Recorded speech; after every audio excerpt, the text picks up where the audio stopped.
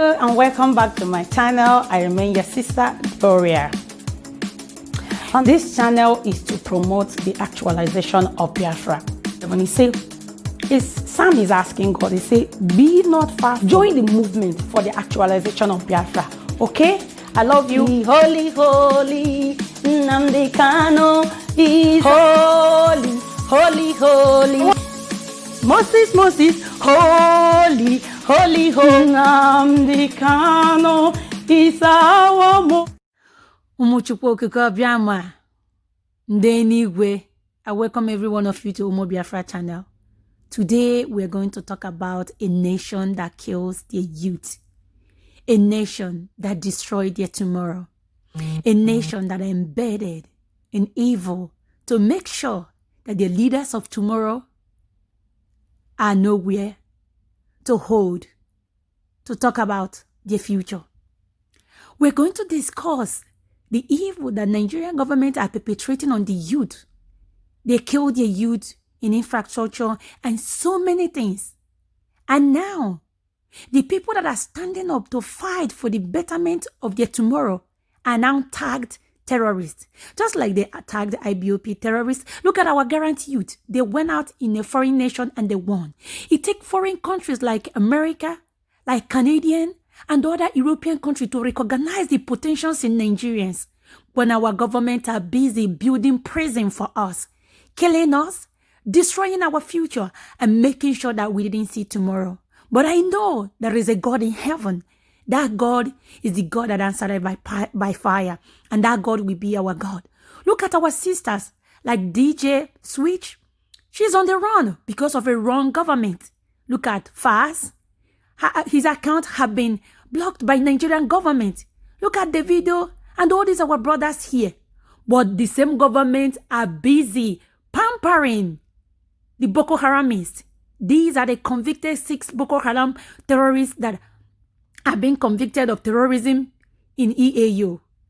They have been pampered. Look at repentant Boko Haram giving uniform to kill with impunity, to kill with not looking back. Let's hear from this one of our elected officials. Government of UAE for doing what they did, and we are on the same page.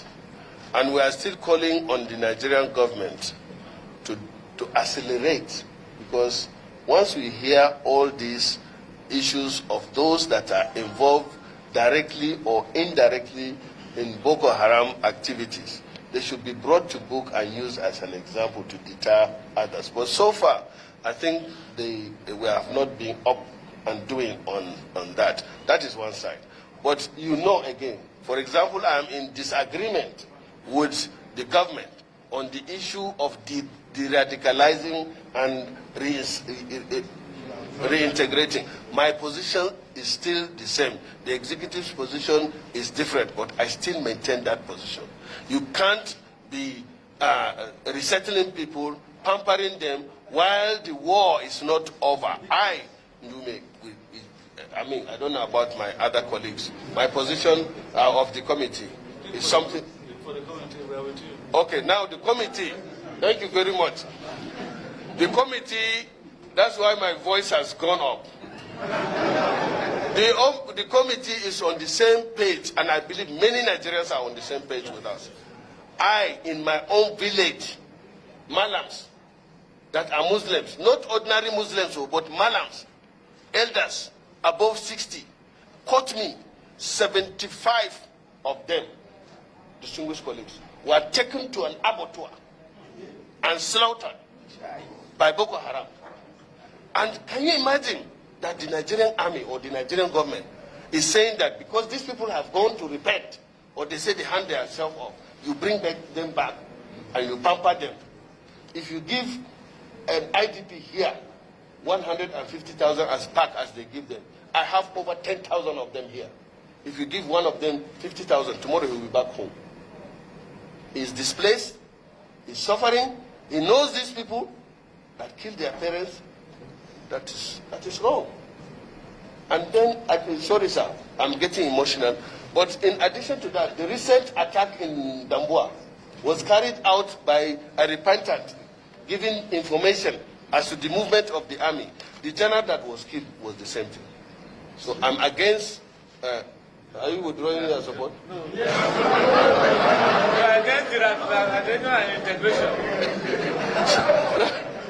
So, yeah, my colleagues, this program is not. They can be kept as prisoners of war. Yes. After that, we profile them, and then those that are supposed to be charged to court should be charged. Those that are victims of Boko Haram that were conscripted forcefully, you release them. We all know them from the communities.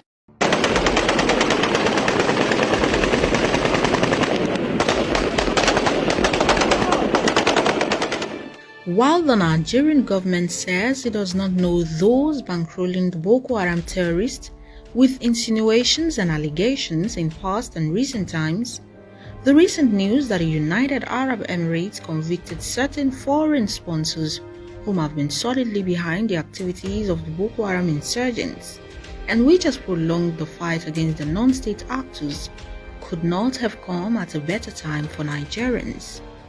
We don't know their sponsors, and even if we know, even if it's possible for the country or for not the team, the operations team to know, there will be tracked, there will be traced. We have the arm of the intelligence vision said I should do that, and I should be the National Intelligence Agency, the DSS. For we, the military, yes. We are permanently in the operation field, in the trenches, if there are trenches, and in the front lines. This breakthrough by the United Arab Emirates comes at a time when the Nigerian government has committed itself to further grant amnesty and reintegrate repentant Boko Haram insurgents into their immediate communities. 6 Nigerians have been convicted by an Abu Dhabi Court of Appeal in the United Arab Emirates for funding the dreaded terror group. The conviction was upheld by the appellate court after a lower court in the UAE had earlier found them guilty. Reports say Suraju Abubakar, Mohammed, and Saleh Yusuf Adamu were sentenced to life imprisonment for joining, aiding and abetting the terror group knowingly, an action which goes contrary to Article 22/2 of the United Arab Emirates Federal Anti-Terrorism Law No. 7 of 2017, and is punishable by death or life imprisonment. Their accomplices, who are Ibrahim Ali Al-Hassan, Abdurrahman Ado Musa, Bashir Ali Yusuf, and Mohammed Ibrahim Isa, were sentenced to 10 years behind bars. The punishment for their conviction, as contained under Article 31, Clause 1, is life imprisonment or at least 5 years in jail. They were apprehended in 2017 and a search for their home was conducted by law enforcement agents. Between 2015 and 2016, documents from the court revealed that the convicted persons had a hand in cash transfer to the tune of $782,000 to Boko Haram, an action that negates the provisions of Article 29, Clause 3 of the United Arab Emirates Federal Anti-Terrorism Law No. 7 of 2017. Investigations, according to the National Security Bureau, revealed that the convicts were partners with the sect, which had wreaked havoc in parts of the country and taken the northeast as their enclave. If we can get how these groups are sponsored, if we can nip it in the bud, I think a lot of we will save a lot of lives of our security forces that are being deployed to the theater of operation, because by so doing, we will disarm the terrorist groups, we will disarm their insurgency before it starts, because it is because of funding, their sources of funding, the availability of funding that is making them have access to logistics, to procurement, to recruitment, and to all the kind of psyop they are doing there, and media, and whatsoever thing they are doing out there. What appears more worrisome and sinister about this revelation is the fact that investigations reveal the transactions made to Boko Haram were carried out by loyalists of the sect who are resident in Nigeria, who are Alhaji Sahidu and Alhaji Ashiru. Alhaji Ashiru is said to be a government official who has in time past allegedly channeled public funds to terrorists. A tweet by the chairman Nigerians in Diaspora Commission, Mrs. Abike Dabiri-Erewa, reads in part, "They can approach the Supreme Court if they so desire, as we continue to appeal to Nigerians all over the world to desist from crime and criminality." The case had been in court since 2015. End of quote. One would expect that with the information in public domain, the identity of the government official would have been revealed. But up till this time of filing this report, their visual identity remains a mystery. Some have said on social media, which was gathered by Roots TV, who is the government official? Where are their photographs and details? What is good for the goose should be good for the gander. Alhaji Sahidu's mode of operation is said to be the use of unknown Arabians on a trip to Dubai from Turkey, who then hand over US dollars to the convicted persons, who proceeds to pay an equivalent of the money in Nigerian currency to the insurgents. It should no longer be surprising how these people get sophisticated weapons, vehicles, machinery, food, water, fuel to continue to thrive in their heinous act, despite the fact that the government ordered the closure of all land borders. There's a political coloration to everything that is going on about this Boko Haram thing. You heard about the people that are just sentenced on Monday in the United, and they mentioned some government officials that are culpable in the funding. Who are they?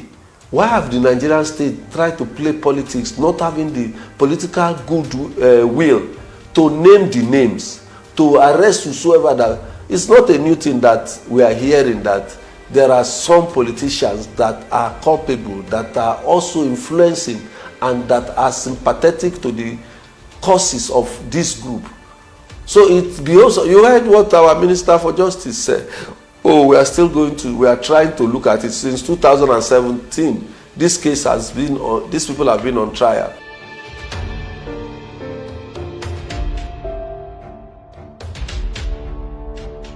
In 2014, during the administration of the former President Goodluck Jonathan, former governor of the now troubled and ravaged Borno State Alimodu Sheriff, and former army chief Azubike Ihejirika were accused by an Australian hostage negotiator, Stephen Davis, of being sponsors of the Boko Haram sect. The allegation was swiftly denied by Alimodu Sheriff, and the Nigerian government did nothing to either prove or disprove the accusations made by the Australian negotiator. Perhaps the reason why this cannot happen could be the ties Alimodu Sheriff has with those at the corridors of power. He is an in-law to President Muhammadu Buhari, and putting the Nigerian factor into consideration, this perhaps hampered the move to probe and investigate the two-term governor of Borno State. This question, if the Nigerian nation is truly ready, or the government, which some opine could be aware of the root cause of the entire problem, could be playing to the gallery, considering the pardon, rehabilitation, and reintegration of ex-Boko Haram fighters. Cross-section of Nigerians say those handling the machineries of government know where the root of the problem lies, and there might not be a headway to ever see an end to the decade-long activities of the insurgents.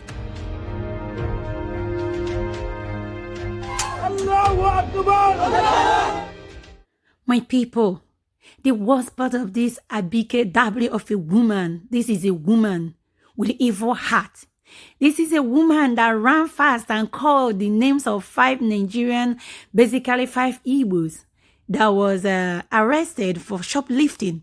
But today, this same woman that is pampering her child, her grandchild, is now hiding the name of the Boko Haramis and also urging them to go and reappeal in the High Court in EAU. This is where you know who your enemies are. I want you to hear this.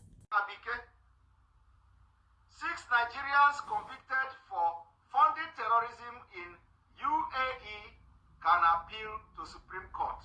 Did you hear that? Our government is telling terrorists what to do. That is to tell you Nigerian government is behind the terrorism. This woman, you, your generation, with what you're doing and your stance against our youth, tomorrow must judge you. Thank you, my wonderful people, for listening. Let me know what you think on the comment section.